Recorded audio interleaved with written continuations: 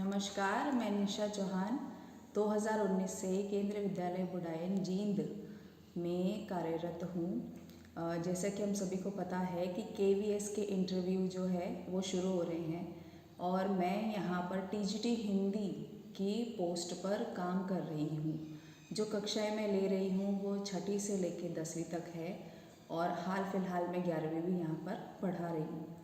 अब ये है कि बहुत सारे बच्चों के मन में प्रश्न है कि इंटरव्यू के दिन कैसा होता है, क्या करना चाहिए। तो मैं आप लोगों को मेरा अनुभव बताना चाहूँगी जो कि काफ़ी रोमांचक था। मेरा इंटरव्यू लगभग 50 मिनट का हुआ था, जो अपने आप में बहुत बड़ी बात थी। और इंटरव्यू देने के बाद मैं समझ गई थी कि मेरा सिलेक्शन पक्का है। और वो इस वजह से मैं एक ही चीज़ आप लोगों को कहना चाहूँगी कि आत्मविश्वास, कॉन्फिडेंस, जितना कॉन्फिडेंस आप रखोगे आपका सिलेक्शन उतना ही पक्का होगा, क्योंकि केवी में कॉन्फिडेंट टीचर्स की ही ज़रूरत है। बाकी सारी चीज़ें वो ट्रेनिंग देके, वर्कशॉप लेके अपने आप ही सिखा देते हैं। तो मैंने 2018 दिसंबर में अपना पेपर दिया था और जिसको मैंने क्रैक किया था। उसके बाद फरवरी 20 को मेरा इंटरव्यू था लखनऊ गोमती नगर केंद्रीय विद्यालय में। तो केवीएस के इंटरव्यू जो है वो केवीएस विद्यालय के अंदर ही होते हैं। मैं लखनऊ में गई थी। मैं अपनी मम्मी के साथ, अपनी सिस्टर के साथ ट्रेन में बैठे रात को और सुबह हम लखनऊ पहुंच गए थे। लगभग 9 बजे मैं सेंटर पहुंची थी, स्कूल में पहुंची थी। और पहुंचने के बाद सीधे जो है मैंने देखा कि बहुत ही शानदार स्कूल है, बहुत ही बड़ा स्कूल है। वो स्कूल आज भी 5 सेक्शन स्कूल है और बहुत ही सुंदर उसकी बिल्डिंग थी। अंदर जाते ही मुझे ऐसे लगा और मैंने मन में सोचा कि एक दिन मैं भी केवीएस में काम कर रही होंगी। और सिर्फ इस एक लाइन से जो है मेरा आत्मविश्वास बढ़ गया था। मैं गई और मैंने वहाँ पे देखा कि ज़्यादातर टीचर्स में जो फीमेल टीचर्स हैं वो ज़्यादातर सूट में आई थी, जबकि मेरे मेंटोर ने कहा था, सर ने कहा था कि आपको साड़ी में ही जाना चाहिए, क्योंकि साड़ी से जो है आपका इम्पैक्ट अलग पड़ता है। और जो कमरे में एक इंटरव्यू रूम में जाने के बाद मुझे नज़र आया मेरे पैनल में, तो मैं आप सभी को सलाह दूंगी कि आप सभी जो है साड़ी पहनकर जाएं। ज़्यादा तड़क भड़क साड़ी ना हो, एक सिंपल सी प्लेन बॉर्डर वाली साड़ी आपकी होनी चाहिए। चेहरे पर आत्मविश्वास बहुत ज़्यादा ज़रूरी है। तो मैं स्कूल के अंदर गई। वहाँ पे सबसे पहले आपके डॉक्यूमेंट्स वेरीफाई होते हैं। सभी एक फॉर्म दिया जाता है जिसमें आपकी सारी डिग्रीज़ जो है आपके साल के अकॉर्डिंग लिखनी होती है। वो मैंने लिखी, फिर मेरा नंबर आया। मेरा एक एक डॉक्यूमेंट जो बहुत ही बारीकी से जो है वो देखा गया था। और उसके बाद उसके 5 सेट हम लोगों को पहले ही बता दिए गए थे कि आपको इनके 5 सेट बनाकर भेजने हैं। इस पूरी प्रक्रिया में लगभग 1 घंटा लग गया और मैं मेरे इंटरव्यू कक्ष में 10:10 मुझे बहुत अच्छे से याद है, क्योंकि मैं इंटरव्यू रूम के बाहर बैठी थी और मुझसे पहले जो भी 3-4 कैंडिडेट्स थे वो सभी कोई 5 मिनट में, कोई 7 मिनट में, कोई 8 मिनट में थे। तो मेरी नज़र जो है वो पूरी की पूरी घड़ी के ऊपर अच्छे से टिकी हुई थी। मैंने अच्छे से साड़ी पहनी हुई थी और मेरे हाथ में मेरी फ़ाइल थी और चेहरे पे मेरी मुस्कुराहट थी। जब मेरा नंबर आया तो मैं अंदर गई। मैंने जाने के लिए सबसे पहले परमिशन लिया। अंदर जाते ही मैंने देखा कि एक सिंपल सी क्लासरूम थी। क्लास 6th मुझे याद है, 6th बी थी वो, जिसमें जो है 5 पैनलिस्ट बैठे हुए थे, जिसमें से 1 महिला थी और 4 पुरुष थे। केवी में इंटरव्यू जो लेते हैं वो मोस्टली या तो पीजीटीज होते हैं किसी भी स्कूल के, या फिर प्रिंसिपल और वाइस प्रिंसिपल्स होते हैं। तो उनमें से एक प्रिंसिपल थे और बाकी चारों ही पीजीटीज थे, ऐसा मुझे बाद में पता चला था। उन्होंने मुझे बहुत ही अच्छी मुस्कुराहट के साथ वेलकम किया और मैं थोड़ी सी नर्वस थी लेकिन कॉन्फिडेंस था मुझ में। उन्होंने मुझे बैठने के लिए कहा और बैठते ही सबसे पहले जो उस पैनल में सबसे ज़्यादा एजेड थे, आई गेस वही वहाँ पर प्रिंसिपल होंगे, उन्होंने मुझसे सबसे पहले मेरा परिचय मांगा और मैंने अपना परिचय बहुत ही अच्छे से दिया, क्योंकि मैंने इसकी तैयारी जो है सर के साथ बहुत बार की हुई थी। तो उनके हाथ में मेरा सीवी था, साथ में मेरे सारे के सारे डॉक्यूमेंट्स थे। तो उन्होंने मुझे देखते ही और मुझे मेरा परिचय सुनते ही सबसे पहले यही प्रश्न बोला कि मैम, आप जो है केवी को बहुत ही जल्दी छोड़ दोगे। और जैसे ही मैंने उनका ये प्रश्न, उनकी ये बात सुनी, मैं थोड़ी सी अंदर से हैरान हो गई थी। मैंने कहा पता नहीं मैंने ऐसा परिचय में क्या बोल दिया कि इनको ये हिंट, मतलब इन्होंने कैसे ये हिंट ले लिया कि मैं केवी को बहुत जल्दी छोड़ दूँगी। मैंने कहा नहीं सर, मैं केवी को नहीं छोड़ूंगी, अगर छोड़ना ही होता तो मैं इतना टफ एग्ज़ाम देकर यहाँ तक कैसे पहुँचती। तो सर ने कहा कि नहीं, आपके डॉक्यूमेंट्स में, आपके सीवी में हमने देखा है कि आपने साल दर साल जो है हमेशा बढ़ोतरी ही की है, चाहे वो आपके परसेंटेज में हो, चाहे वो आपका करियर ग्राफ ही क्यों ना हो। तो आप जो है केवी में टिकने वाले बिल्कुल नहीं हो। तब मैं घबरा गई थी कि कहीं जो है ये मेरे लिए माइनस पॉइंट ना बन जाए। तो मैंने बहुत ही प्यार से, मुस्कुराहट और सरलता के साथ कहा, मैंने कहा सर मेरा एक्सपीरियंस हमेशा टीचिंग में ही रहा है और केवी जैसी रेप्यूटेड इंस्टीट्यूट में काम करना मेरे लिए बहुत ही गर्व की बात होगी और उसमें सिलेक्शन पाना अपने आप में बहुत बड़ी बात है। तो मैंने तो अभी तक तो मैंने ये सोचा नहीं, आगे का मैं कुछ कह नहीं सकती। और जो प्रिंसिपल सर थे उन्होंने जो है क्लैपिंग की कि आपने बहुत ही ऑनेस्ट रिव्यू दिया। आपने सिर्फ ये नहीं कहा कि मैं कभी नहीं छोड़ूंगी, लेकिन आपने ये कहा कि आगे का मैं कुछ कह नहीं सकती, लेकिन फ़िलहाल मैं ईमानदारी से इस इंस्टीट्यूट में काम करना चाहूँगी।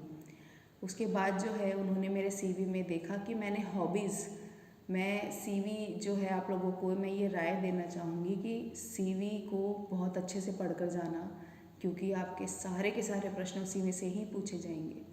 तो उन्होंने मुझसे पूछा कि आपकी हॉबीज़ क्या है। तो मैंने कहा मुझे किताबें पढ़ना पसंद है। तो उन्होंने बोला कि अच्छा आप हिंदी साहित्य से हो तो आपको कौन सा राइटर पसंद है। क्योंकि मुझे पता था, आइडिया था, क्योंकि मैंने काफ़ी इंटरव्यूज़ दिए हुए थे, तो मैंने प्रेमचंद कहा। जैसे ही मैंने प्रेमचंद कहा, उन्होंने मुझसे कहा कि प्रेमचंद की कहानियों के नाम बताओ। तो मैंने कुछ 10-12 प्रेमचंद की कहानियों का नाम याद कर लिए थे, मैंने उन कहानियों को पढ़ लिया था। और उन्होंने जैसे ही मैंने किसी एक कहानी का नाम लिया, उन्होंने जो है मुझसे उसके पात्र की विशेषताओं को जानना चाहा, जो कि मैंने उनको बहुत अच्छे से बता दिया। उसके बाद उनका पैनल में उन्हीं के सामने जो है 6 से लेकर 10 स्टैंडर्ड की सारी एनसीईआरटीज़ रखी हुई थी। एनसीईआरटीज़ में उन्होंने मुझसे कहा कि किसी भी एक क्लास की एनसीईआरटी आप चुन लो। तो मैंने कहा कि सर आप मुझे कोई भी एक क्लास की एनसीईआरटी दे दीजिए। उन्होंने मुझे 9th स्टैंडर्ड की एनसीईआरटी दे दी और उसमें से जो है रहीम का दोहा मुझे कहा कि आप ये सोचो कि हम सभी यहाँ पर 9th स्टैंडर्ड के स्टूडेंट हैं और आप जो है हमें पढ़ा रही हैं, आपको ऐसे सोचना है। मैं उठी, मैंने किताब ली और मैंने उसका दोहा जो है वो बोर्ड पर लिखा। अब जैसे ही मैंने मेरा दोहा पूरा किया तो उनमें से एक सर ने मुझे बुलाया कि आप इधर आओ और आप बोर्ड पर देखो, क्या आपने सही लिखा है। मैंने देखा, मैंने कहा हाँ मैंने बिल्कुल सही लिखा है। फिर उसके बाद मैडम ने कहा कि मैडम शायद आपसे कुछ गलती हो रही, एक बार आप देख लेते। मैंने गलती के नाम से मैंने उसको फिर से बहुत ध्यान से देखा, लेकिन शायद मैं उस स्टेज पर इतनी नर्वस हो गई थी कि मैं अपनी गलती को देख ही नहीं पा रही थी। और उन्होंने कहा कि इस शब्द में जो है मात्रा बड़ी आनी चाहिए, आपने छोटी लगाई हुई है। और उन्होंने मेरी गलती पकड़ ली।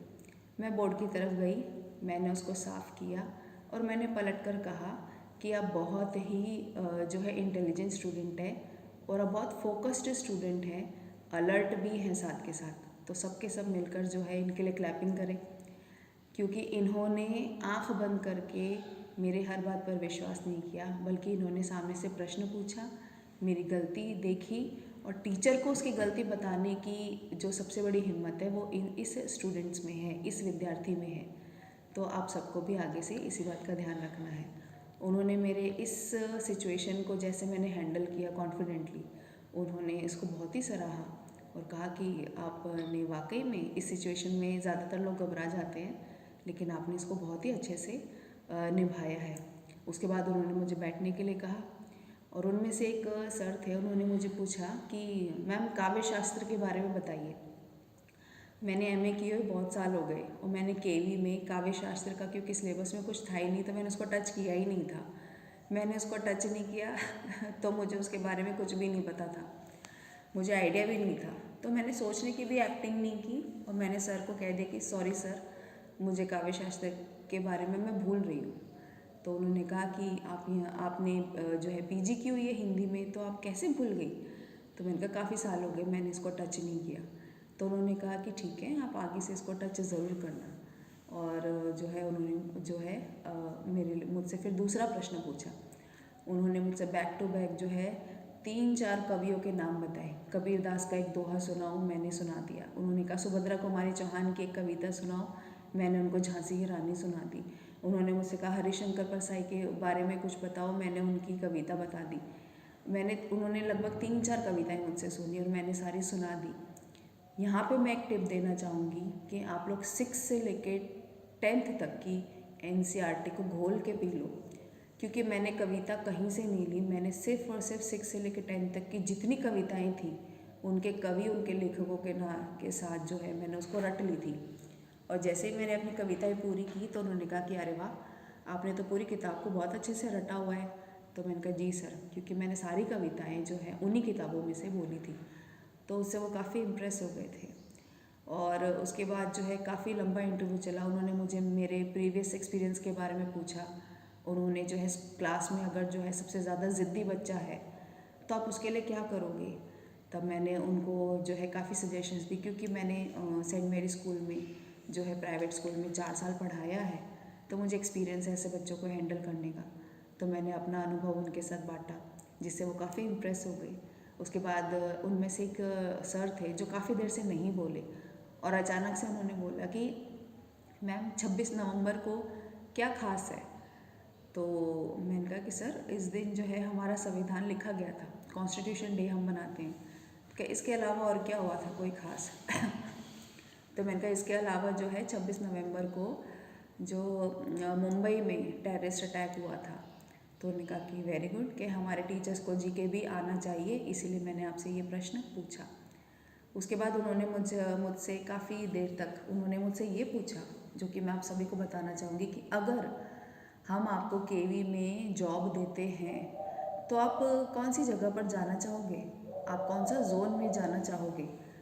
तब मैंने कहा कि सर मैंने जोन का सोचा ही नहीं है, मुझे सिर्फ पढ़ाना है, आप मुझे कहीं भी भेज सकते हो जहाँ पर भी आपकी चॉइस हो। मैंने कोई जोन मैंने सिलेक्ट किया ही नहीं है और मेरे मन में किसी भी केवी के लिए कुछ भी नहीं है कि मुझे पर्टिकुलरली उसी केवी में ही या उसी शहर में ही मुझे जाना है। आप मुझे जहाँ भेजोगे मैं खुशी खुशी वहाँ पर जॉब कर लूँगी। इससे वो काफ़ी इम्प्रेस हो गए थे। और उसके बाद उन्होंने कहा कि आपका इंटरव्यू अच्छा रहा, जो कि मुझे बहुत अच्छा लगा। मैं खुद भी काफ़ी संतुष्ट थी अपने इंटरव्यू से। और उन्होंने मुझे जाने के लिए कहा। जाते जाते मैंने सभी को धन्यवाद कहा और धन्यवाद के साथ एक मैम ने मुझे, वहाँ पर जो मैम थे उन्होंने मुझे रोका कि केवी में हिंदी टीचर्स को जो है हिंदी टाइपिंग आनी चाहिए, क्योंकि हमारा 90% काम हिंदी में ही होता है। तो क्या आपको टाइपिंग आती है हिंदी में। तो मैंने कहा येस मैम, बताओ मुझे कौन कौन से फ़ॉन्ट है। तो मैंने कहा कृतिदेव है और मंगल है। तो कहते कि अच्छा, अगर आपको पेपर टाइपिंग के लिए ये दिया जाए तो आप कर लोगे। मैंने कहा येस मैम। तो उन्होंने कहा वेरी गुड, अब आप जा सकते हो। और मैं बहुत ही अच्छी सी मुस्कुराहट के साथ मैंने उनको थैंक यू कहा और मैं बाहर आ गई। तो मेरे पूरे अनुभव के साथ मैं आपको ये बताना चाहूँगी कि जो उन्होंने सबसे ज़्यादा नोटिस किया था वो मेरा कॉन्फिडेंस था, क्योंकि मेरे सामने ऐसी सिचुएशन भी आई थी कि जहाँ पे मैं डर के और नर्वस हो सकती थी, लेकिन मैंने उसको बहुत अच्छे से हैंडल किया। और दूसरा ये था कि आपको 6 से लेकर 10 तक के NCERT को घोल के पी लेनी है। और तीसरा, कहीं से भी कोई भी प्रश्न आए और अगर आपको वो प्रश्न नहीं आता तो झूठ बोलना या फिर सोचने की एक्टिंग मत कीजिए, आप सीधा सीधा उनको सॉरी बोल दीजिए, वो इससे काफ़ी खुश हो जाएंगे।